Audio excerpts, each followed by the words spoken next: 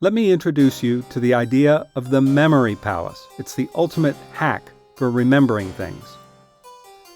To remember something, visualize entering the front door of your home and moving around, noting objects as you go. Associate what you need to remember with those objects by creating a funny or unusual picture in your head. Suppose you needed to remember a set of tasks to do for the day. You might think of Carol giving you an over-the-top greeting at the door, kind of like Carol Merrill in The Price is Right. Or you might think of yourself as cooking the numbers for your budget on the stove. You might think of stuffing everybody in the meeting in your closet. Or dancing on the dining room table, giving a presentation, in other words. Or you might think about sitting on the rug and sharing a picnic with Al. You get the idea. Let's take that concept of the memory mansion and create something new, something we might call the detail mansion.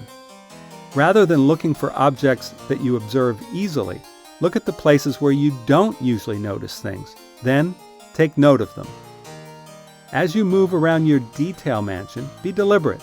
First, notice the obvious stuff. Great, that's easy. Then push yourself to notice less obvious stuff. What's above, below, on the sides, or behind the obvious stuff. Details offer the raw materials of all writing. Look for as many as you can, and don't settle for the obvious one. And so you don't forget, write it all down in your notebook. Now it's your turn. Deliberately move through your scenes. Force yourself to find 5 additional details for each obvious detail.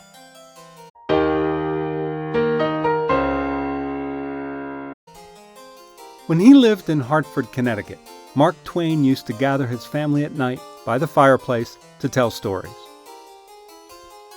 He would use all the objects on the fireplace mantle to create a story.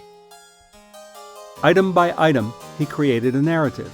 Each piece, the books, the vase, the line drawing, the clock, the sculpture, the silver pitcher, the plate, the painting, and so on. Each detail gave the story something new and different. He could use each detail to fire his imagination and create stories for his daughters. These objects, which represented the most minute details from Twain's life, could tell countless stories. That's what good details do. They reveal, they offer a vehicle for understanding something. Now, it's your turn. Find a place in your home with a display of pictures, knickknacks, and things left behind. Or go someplace else to do it.